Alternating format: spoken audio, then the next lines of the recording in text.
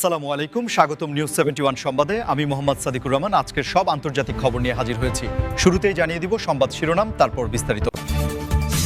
যুক্তরাষ্ট্র ইসরায়েলের আরেকটি হামলা ইরানের জন্য হবে অস্তিত্বের যুদ্ধ। ইউক্রেনে রাশিয়ার হামলায় নিহত 12। বিক্ষোভকারীদের উস্কে দিয়ে ইরানে হামলার প্ল্যান যুক্তরাষ্ট্র ও ইসরায়েলের। রাফা সীমান্ত সীমিতভাবে পুনরায় খুলতে সম্মত ইসরায়েল। ইরানের অত্যাধুনিক খাইবার মিসাইলে ইসরায়েলে ব্যাপক ক্ষয়ক্ষতি, যুদ্ধ বন্ধ চায় নেতানিয়াহু। আপনি যদি ইসরায়েলের ধ্বংস চান এবং মুসলিমদের বিজয় চান, তাহলে ভিডিওটিতে একটি লাইক ও চ্যানেলটি সাবস্ক্রাইব করে যাবেন। আসসালামু আলাইকুম, স্বাগতম জানাচ্ছি নিউজ 71 সংবাদে। আমি মোহাম্মদ সাদিকুর রহমান। এতক্ষণ শুনছিলেন সংবাদ শিরোনাম, এবার বিস্তারিত। শুরুতেই কথা বলবো মধ্যপ্রাচ্যের বর্তমান ভূরাজনৈতিক পরিস্থিতি ও চরম উত্তেজনার পারদ নিয়ে, যেখানে বলা হচ্ছে যুক্তরাষ্ট্র ইসরায়েলের আরেকটি হামলা ইরানের জন্য হবে অস্তিত্বের যুদ্ধ। দর্শক, বর্তমান বিশ্ব পরিস্থিতিতে মধ্যপ্রাচ্য এমন একটি সংবেদনশীল অবস্থায় এসে দাঁড়িয়েছে যেখানে সামান্যতম ভুল বোঝাবুঝি বা হঠকারী সিদ্ধান্ত পুরো বিশ্বকে এক গভীর সংকটের দিকে ঠেলে দিতে পারে। আপনারা যারা নিয়মিত আন্তর্জাতিক খবরাখবর রাখেন তারা নিশ্চয়ই জানেন যে ইরান এবং যুক্তরাষ্ট্র ইসরায়েল জোটের মধ্যে স্নায়ুযুদ্ধ দীর্ঘদিনের পুরনো একটি বিষয়, কিন্তু সাম্প্রতিক সময়ের নানা ঘটনা প্রবাহ এই নীরব স্নায়ুযুদ্ধকে একদম প্রকাশ্যে নিয়ে এসেছে। আন্তর্জাতিক সম্পর্ক বিশ্লেষকদের মতে ইসরায়েল এবং তাদের মিত্র যুক্তরাষ্ট্রের পক্ষ থেকে যদি ইরানের মূল ভূখণ্ডে বা তাদের অতি গুরুত্বপূর্ণ কৌশলগত স্থাপনায় নতুন করে কোনো বড় ধরনের সামরিক পদক্ষেপ নেওয়া হয়, তবে সেটি ইরানের জন্য কেবল একটি সাধারণ সংঘাত থাকবে না, বরং তা তাদের জাতীয় নিরাপত্তা, সার্বভৌমত্ব এবং টিকে থাকার প্রশ্নে এক চূড়ান্ত অস্তিত্বের যুদ্ধ বা এক্সিস্টেন্সিয়াল ক্রাইসিসে রূপ নেবে। এই বিষয়টি অত্যন্ত গুরুত্বপূর্ণ, কারণ ইরান যদি মনে করে তাদের অস্তিত্ব সরাসরি হুমকির মুখে, তবে তারা তাদের পূর্ণ সামরিক সক্ষমতা ব্যবহার করতে টিচপা হবে না। এর ফলে হরমুজ প্রণালী, যা দিয়ে বিশ্বের অন্যতম বৃহৎ জ্বালানি তেলের চালান পারাপার হয়, সেটি চরম ঝুঁকির মুখে পড়বে। আপনারা একটু ভেবে দেখুন, যদি মধ্যপ্রাচ্যের এই তেলের সাপ্লাই চেন কোনোভাবে বাধাগ্রস্ত হয়, তবে সারা বিশ্বে জ্বালানি তেলের দাম আকাশ ছোঁয়া হয়ে যাবে, যার সরাসরি নেতিবাচক প্রভাব পড়বে আপনার আমার দৈনন্দিন জীবনের অর্থনীতিতে।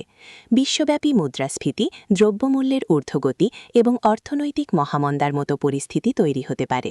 পাশাপাশি এই সংঘাতে অন্যান্য আঞ্চলিক শক্তিগুলো জড়িয়ে পড়ার প্রবল আশঙ্কা রয়েছে, যা পরিস্থিতিকে সম্পূর্ণ নিয়ন্ত্রণের বাইরে নিয়ে যাবে। কূটনীতিক বিশেষজ্ঞরা বারবার সতর্ক করছেন যে সংঘাত কখনোই কোনো স্থায়ী সমাধান আনতে পারে না, বরং আলোচনার টেবিলে বসে গঠনমূলক সংলাপের মাধ্যমেই কেবল এই ধরনের জটিল সংকটের সমাধান সম্ভব। এবার দৃষ্টি ফেরাচ্ছি পূর্ব ইউরোপের দিকে, যেখানে দীর্ঘদিনের চলমান সংঘাতে আবারও প্রাণহানির ঘটনা ঘটেছে এবং ইউক্রেনের রাশিয়ার হামলায় নিহত হয়েছেন 12 জন। দর্শক, যে কোনো সংঘাত বা যুদ্ধের সবচেয়ে বড় এবং করুণ ট্র্যাজেডি হল সাধারণ মানুষের প্রাণহানি। রাজনৈতিক বা ভৌগোলিক সীমানার দ্বন্দ্বে যখন সাধারণ নিরীহ নাগরিকদের জীবন দিতে হয়, তখন সেটি সমগ্র মানবতার জন্যেই একটি চরম শোকাবহ ঘটনা হয়ে দাঁড়ায়। সর্বশেষ পাওয়া তথ্য অনুযায়ী ইউক্রেনের নির্দিষ্ট কিছু আবাসিক ও কৌশলগত এলাকায় এই আকস্মিক হামলা চালানো হয়, যার ফলে ব্যাপক অবকাঠামোগত ক্ষয়ক্ষতির পাশাপাশি 12 জন সাধারণ মানুষের মর্মান্তিক মৃত্যু হয়েছে এবং আহত হয়েছেন আরও অনেকে। উদ্ধারকর্মীরা চরম প্রতিকূল পরিস্থিতির মধ্যেও নিরলসভাবে কাজ করে যাচ্ছেন ধ্বংসস্তূপের নিচ থেকে আটকে পড়া মানুষদের উদ্ধার করার জন্য। এই ধরনের ঘটনা শুধু যে ওই নির্দিষ্ট এলাকার মানুষদের জীবনেই আতঙ্ক আর বিভীষিকা ডেকে আনছে তা নয়, বরং এটি পুরো বিশ্বের শান্তিকামী মানুষের মনে এক গভীর উদ্বেগের জন্ম দিয়েছে। আপনারা জানেন যে এই সংঘাত শুরু হওয়ার পর থেকে বিশ্বব্যাপী একটি বড় ধরনের মানবিক বিপর্যয়ের সৃষ্টি হয়েছে। লক্ষ লক্ষ মানুষ তাদের ঘরবাড়ি ছেড়ে উদ্বাস্তু হতে বাধ্য হয়েছেন, আশ্রয় নিয়েছেন ভিন দেশে। এর পাশাপাশি এই সংঘাতের কারণে বিশ্বব্যাপী খাদ্যশস্য সরবরাহ এবং সাপ্লাই চেইনেও একটি বড় ধরনের ধাক্কা লেগেছে, কারণ ইউক্রেন এবং রাশিয়া উভয়ই বিশ্বের অন্যতম প্রধান খাদ্যশস্য রপ্তানিকারক দেশ। সাধারণ মানুষের এই দুর্ভোগ এবং প্রাণহানি আমাদের বারবার মনে করিয়ে দেয় যে সংঘাত কখনোই দীর্ঘমেয়াদী কল্যাণ বয়ে আনতে পারে না। ইউরোপীয় ইউনিয়ন এবং বিশ্বের অন্যান্য মানবাধিকার সংস্থাগুলো এই ঘটনার তীব্র নিন্দা জানিয়েছে এবং অবিলম্বে সংঘাত বন্ধ করে একটি শান্তিপূর্ণ ও কূটনৈতিক সমাধানের দিকে এগিয়ে যাওয়ার জন্য উভয় পক্ষের প্রতি জোরালো আহ্বান জানিয়েছে। পরবর্তী খবরে আমরা আলোচনা করব একটি অত্যন্ত জটিল এবং স্পর্শকাতর বিষয় নিয়ে, যেখানে বলা হচ্ছে বিক্ষোভকারীদের উস্কে দিয়ে ইরানে হামলার প্ল্যান করছে যুক্তরাষ্ট্র ও ইসরায়েল। আধুনিক যুগের ভূ-রাজনৈতিক কৌশলগুলো আগের যে কোনো সময়ের চেয়ে অনেক বেশি পরিবর্তনশীল এবং বহুমাত্রিক। এখন আর শুধু সরাসরি সম্মুখ সমরে বা সামরিক আক্রমণের মাধ্যমেই একটি দেশকে ঘায়েল করার চেষ্টা করা হয় না, বরং অভ্যন্তরীণ কোন্দল, সামাজিক অস্থিরতা এবং রাজনৈতিক ফাটলকে কাজে লাগিয়ে প্রতিপক্ষকে দুর্বল করার কৌশল অত্যন্ত জনপ্রিয় হয়ে উঠেছে, যাকে বিশ্লেষকরা প্রক্সি ওয়ার বা হাইব্রিড ওয়ারফেয়ার বলে থাকেন। বিভিন্ন আন্তর্জাতিক সংবাদ মাধ্যম এবং গোয়েন্দা সূত্রের বরাত দিয়ে এই খবরটি সামনে এসেছে যে ইরানের ভেতরে চলমান বিভিন্ন সামাজিক ও অর্থনৈতিক ইস্যুকে কেন্দ্র করে যে বিক্ষোভ বা অসন্তোষ চলছে তাকে অত্যন্ত সুকৌশলে ইন্ধন যোগাচ্ছে যুক্তরাষ্ট্র এবং ইসরায়েলের মতো দেশগুলো। তাদের মূল লক্ষ্য হল ইরানের অভ্যন্তরীণ স্থিতিশীলতা সম্পূর্ণভাবে নষ্ট করা, যাতে সরকার নিজেদের দেশের সমস্যা সামলাতেই ব্যস্ত থাকে এবং আন্তর্জাতিক অঙ্গনে তাদের প্রভাব কমে যায়। এই পরিকল্পনা অনুযায়ী যদি ইরানের ভেতরে একটি বড় ধরনের গৃহযুদ্ধ বা চরম অরাজকতার সৃষ্টি করা যায়, তবে সেই খোলা পানিতে মাছ শিকার করা বহিরাগত শক্তিগুলোর জন্য অনেক সহজ হয়ে যাবে। এমনকি অভ্যন্তরীণ এই বিশৃঙ্খলার সুযোগ নিয়ে অত্যন্ত সুনির্দিষ্ট কৌশলগত লক্ষ্যবস্তুতে হামলা চালানোর একটি ব্লুপ্রিন্ট বা মাস্টার প্ল্যান তৈরি করা হয়েছে বলেও বিভিন্ন বিশ্লেষণে উঠে আসছে। তবে ইরানের প্রশাসনও এই ধরনের মনস্তাত্ত্বিক ও ছায়াযুদ্ধ সম্পর্কে বেশ সতর্ক। তারা বারবার তাদের নাগরিকদের এই ধরনের বিদেশি প্রোপাগান্ডা এবং উস্কানির ফাঁদে পা না দেওয়ার জন্য সতর্ক করছে। একটি দেশের সাধারণ মানুষ যখন তাদের অধিকারের জন্য কথা বলে, তখন সেই আন্দোলনকে হাইজ্যাক করে যদি কোনো বিদেশি শক্তি নিজেদের এজেন্ডা বাস্তবায়ন করতে চায়, তবে তা ওই দেশের সার্বভৌমত্বের জন্য সবচেয়ে বড় হুমকি হয়ে দাঁড়ায়। এবার কথা বলবো মধ্যপ্রাচ্যের আরেকটি অত্যন্ত গুরুত্বপূর্ণ এবং কিছুটা আশাব্যঞ্জক খবর নিয়ে, যেখানে জানা গেছে রাফা সীমান্ত সীমিতভাবে পুনরায় খুলতে সম্মত হয়েছে ইসরায়েল। এই খবরটি সেই সব হাজার হাজার অবরুদ্ধ এবং অসহায় মানুষের জন্য একটি আলোর রেখা হয়ে এসেছে, যারা দীর্ঘ সময় ধরে চরম মানবিক সংকটের মধ্যে দিন পার করছেন।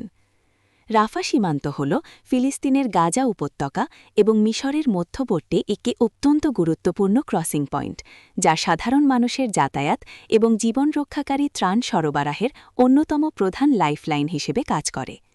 সাম্প্রতিক সংঘাতের কারণে এই সীমান্তটি সম্পূর্ণভাবে বন্ধ করে দেওয়া হয়েছিল, যার ফলে ওই এলাকায় খাদ্য, বিশুদ্ধ পানীয় জল, ওষুধ এবং অন্যান্য নিত্য প্রয়োজনীয় জিনিসপত্রের চরম সংকট দেখা দেয়।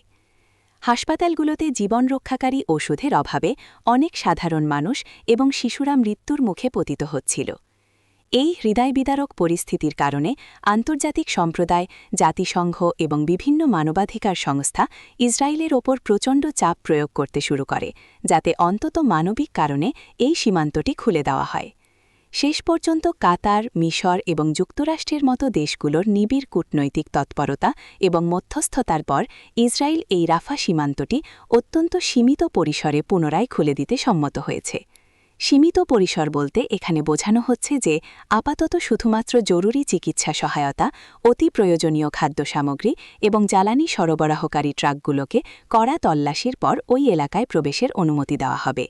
একই সাথে যেসব সাধারণ নাগরিক মারাত্মকভাবে আহত বা যাদের জরুরি ভিত্তিতে উন্নত চিকিৎসার প্রয়োজন, তাদেরও এই সীমান্ত ব্যবহার করে মিশরে নিয়ে যাওয়ার সুযোগ তৈরি হবে।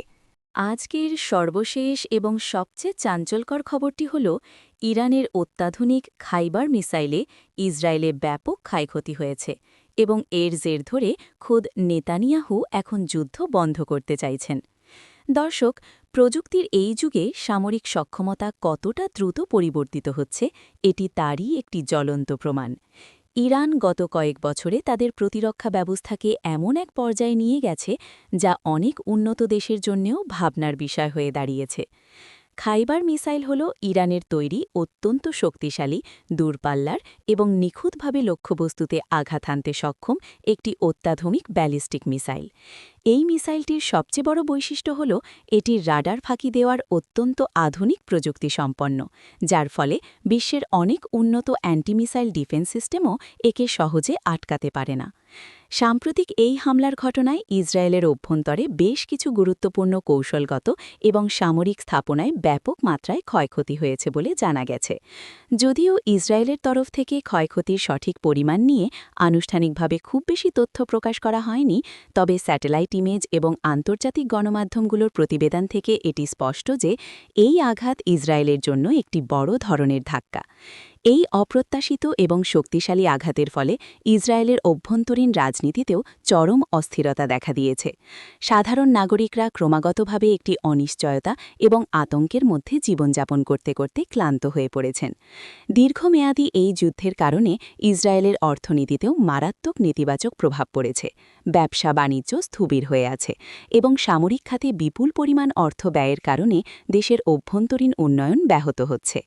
এই সার্বিক পরিস্থিতির মুখে পড়ে ইসরায়েলের প্রধানমন্ত্রী বেঞ্জামিন নেতানিয়াহু তার নিজের দেশের জনগণ এবং বিরোধী রাজনৈতিক দলগুলোর কাছ থেকে প্রচণ্ড চাপের সম্মুখীন হচ্ছেন।